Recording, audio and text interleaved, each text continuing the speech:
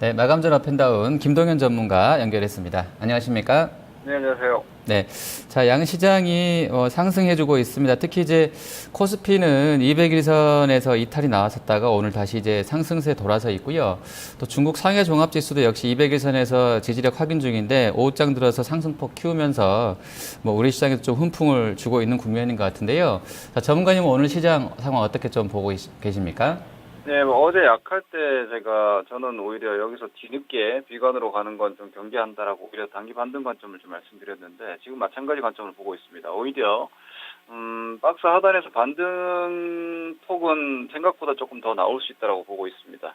이 흐름은 단기적으로 시장의 기술적인 부분도 있지만 미국의 최근에 10년물 금리나 2년물 금리, 단기 금리, 장기 금리가 지금 다 빠지고 있기 때문에 이런 모습은 금리 인상이 9월보다는 12월 쪽으로 좀 크게 쏠리는 모습이 아닌가 싶습니다. 그렇다면은 글로벌 금융시장 전반으로 어떤 그 유동성에 대한 우려감들 그리고 단기적인 긴축에 대한 그런 부담감들이 조금 시간적인 여유를 좀 얻는 상황이 되기 때문에 이런 정도 매크로적인 영향이라면 충분히 박스 정도는 유지할 수 있는 시장이 아닌가라고 보기 때문에 현재 박스권 최하단권이 아닌가 싶고요.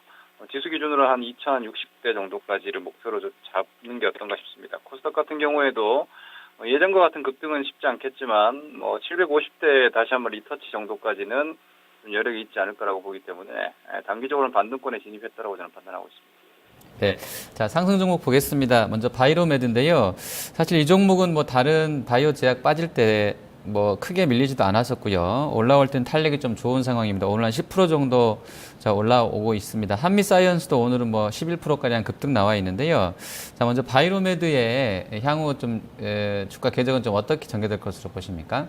예, 저는 일단 뭐 시장에 대해서 내용보다는 시세가 보여주는 에너지를 좀 중요하게 생각을 합니다. 내용적인 측면에서 바이로메드보다 더 좋은 종목을 찾으실 수도 있겠지만, 시장에서 응답해주는 에너지는 지금 현재 많은 분들이 제약 바이오에 대한 미련을 아직까지 가지고 계시라고 보고 있는데, 제가 박스 하단이라고 보더라도 종목을 무차별적으로 공략을 하는 건 반대입니다. 왜냐면은 지금 시장 어차피 중기적으로는 조정권 장세이기 때문에 아주 공격적인 매매보다는 선별형 시세가 여전히 유지될 거라고 보면 제약바이오주 같은 경우는 분명히 지금 6월, 5월 코스에서 다 한번 꺾였고요. 거기서 대부분이 기술 반등 양상인데 바이오메드 같은 경우는 지금 추세가 아직까지 유지되고 있고요. 어제처럼 코스닥 시장이 710포인트 위협권에서도 오히려 지켜내고 그리고 반등권에서 이렇게 민첩하게 올라온다라는 측면에서 보면 제가 계속 말씀드린 바이오메드를 보면서 다른 종목 매매하시기보다는 제약바이오 하실 거면 이런 종목들 직접 공략을 하시는 게 맞겠고요. 하나 좀 참고하실 부분은 이렇게 바이오메드라는 종목이 10%까지 올라오고 만약 이 종목이 20만 5천 원 고점을 넘어갔을 때 여타 바이오 제약 섹터들 쪽으로의 단기적인 매기 확산은 좀 가능성이 있어 보입니다.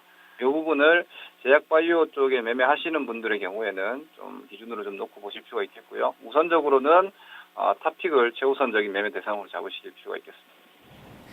네, 자, 두 번째 다음 카카오 보겠습니다. 사실 오늘 시장은 뭐 낙폭이 좀 컸던 종목들 시총 사이즈나 업종 무관하고 고점에서 한 30에서 50%가량 급락했던 종목군들의 시세 탄력이 좀 높다고도 볼 수 있겠습니다. 이 종목도 아마 고점에서는 좀 많이 밀린 것으로 알고 있는데요. 자, 다음 카카오는 이런 어떤 기술적인 반등 컨셉으로 좀 봐야 되겠습니까?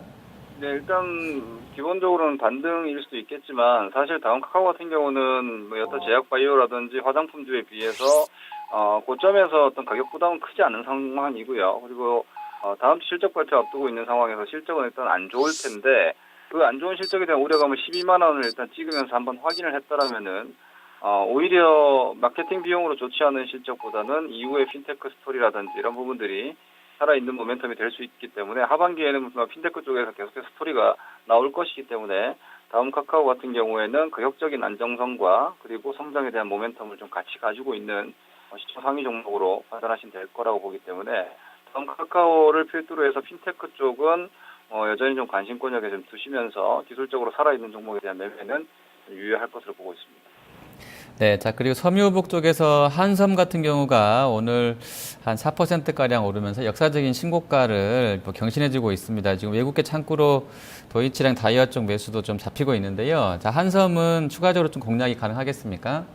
예, 뭐 저는 가능하다고 보고 있는데요. 개인 투자분들께서는 특히나 지금처럼 시장 변동성이 커질 때 시장 변동성과 동조하는 종목들, 다시 말해서 시장이 급락할 때 같이 급락했던 종목들을 좀 관심을 많이 가지시는 편인데 실제로 수익률은 그런 쪽보다는 시장과 무관하게 상승하는 종목들이 훨씬 더 많이 나옵니다. 지금 한성을 포함해서 LF도 마찬가지고요. 그리고 최근에 뭐 한세실업도 그런 모습들 보여줬고 영업무역도 양호한 모습이고요. 섬유의복적으로 자금들이 좀 분명히 들어오는 모습들이 보여진다라는 측면에서 보면 먼저 치고 나가고 있는 한섬을 필두로 해서 LF 그리고 지금 아까 말씀드렸던 영업무역이라든지 뭐 이런 종목군들에 대해서는 포트폴리오를 좀 재구성하시는 분들께는 관심권역에서 편입 대상이 되지 않을까 싶습니다.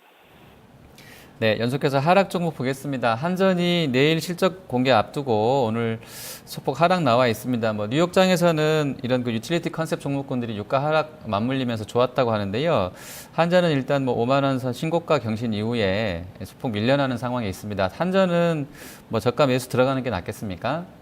예, 굳이 대형주를 하시는 분들, 뭐 저 같은 경우는 대형주, 중소형주 이렇게 섞어서 보는 편이지만 앞서 말씀드렸다시피 금리 인상이 9월이 아니라 12월이다라는 것은 계속해서 경기에 대한 모멘텀이 딜레이가 되고 있다라는 측면으로 뭐 같이 해석하셔도 될 것 같습니다. 그렇다면 민감주에 대한 기대 수익률은 여전히 그렇게 높게 잡기 어려운 국면이고 대형 자금들이 경기 민감주 쪽에 대한 어떤 강력한 배팅을 하기에 아직 시점 자체가 좀 이른 구간이기 때문에 방어주 성격에서 오히려 시장 조정기에 박스권을 뚫어내고 있는 한국전력이라든지 KTNG 같은 유형의 종목군들, 강원랜드 유형의 종목군들은 여전히 대형주 선호하시는 분들의 어떤 차별적 대상은 된다고 보고 있습니다. 네. 자, 그리고 이어서 아모레 퍼시픽 보겠습니다. 이 종목은 글쎄 뭐 LG생건 실적 봐서는 아무래도 좀 잘 나오지 않을까 싶은데요. 어쨌든 주가는 뭐 40만 원 초입에서는 좀 그냥 횡보하는 수준 나와 있습니다. 어떤 전략 필요하겠습니까?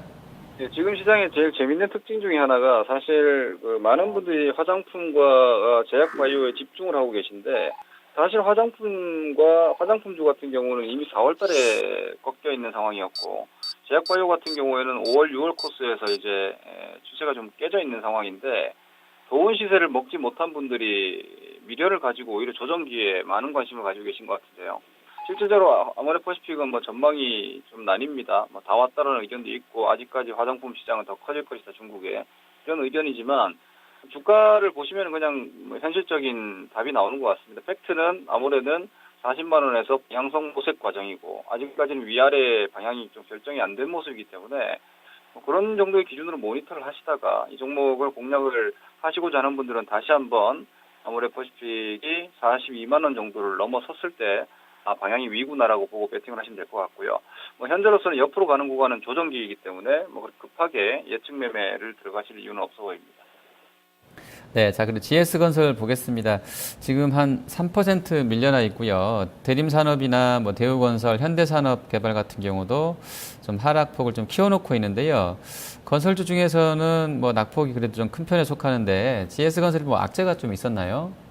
특별하게 지금 노출되는 악재보다는 지금 뭐 실적은 오히려 건설주 쪽에서 좀 괜찮게 좀 나온 모습이죠. 파라나스 호텔 지분 매각도 오히려 나온 상태고, 근데 이 표현 자체가 좀 그렇지만 좀 재수없는 움직임이 호재성 재료들이 나왔는데 주가가 지금 오히려 시장은 박스 하단에서 반등 모색인데 이 종목 같은 경우는 25,000원 박스를 깨고 있습니다. 이게 지금 현재 시장을 좀 대표적으로 보여주는 측면이라고 저는 보고 있는데요. 지수는 제가 보는 관점 또한 어떤 반등권이다라고 볼 수 있겠지만 종목 선정에 따라서 수익률은 격차가 좀 커질 수밖에 없는 시장이 계속 되는 것 같습니다. 다시 말해 박스 하단이라고 해서 지금 그렇게 호락호락한 시장은 여전히 아니기 때문에 종목을 지금은 잘 선택하셔야 되고 가장 안전한 종목은 변동성 종목이라든지 혹은 뭐 저점에서 외바닥 잡는 형태보다는 오히려 아까 제가 말씀드렸던 대형주 쪽에서는 뭐 한국전력 그리고 중소형주 쪽에는 핀테크주 종목이라든지 일부 종목군들은 전혀 흔들림이 없는 종목들이 있기 때문에 그런 종목들이 훨씬 더 강하고 안전한 매매가 될 거다라는 기준으로 종목 선택에 있어서 하나의 유의사항이 아닐까라고 보여집니다. 네. 자, 전략 여쭤보겠습니다. 일단 자동차 그룹주들만 아니면 오늘 좀 거래소는 조금 더 위쪽으로 좀 보여줄 수도 있었을 것 같은데 일단 현대차 그룹주가 좀 약한 것이 좀 걸리고요. 삼성전자도 그냥 뭐 보합권 정도 위치에 있습니다. 하지만 또 코스닥에서는 단기 낙폭이 가장 컸었던 그 업종상으로는 신성장 기업으로 분류되어 있는 이 바이오 쪽에 대한 강한 반등이 연결되게 되면서 아주 시세 오늘 강하게 나오고 있는데요. 자, 남은 시간 전략 주시죠. 네, 일단 뭐 박스 하단 전략으로 가셔도 될 것 같습니다. 다만 제가 드린 의견에 좀 오해의 소지가 없도록 다시 한번 정리를 한다면 지금 시장은 중장기적으로는 여전히 조정기입니다.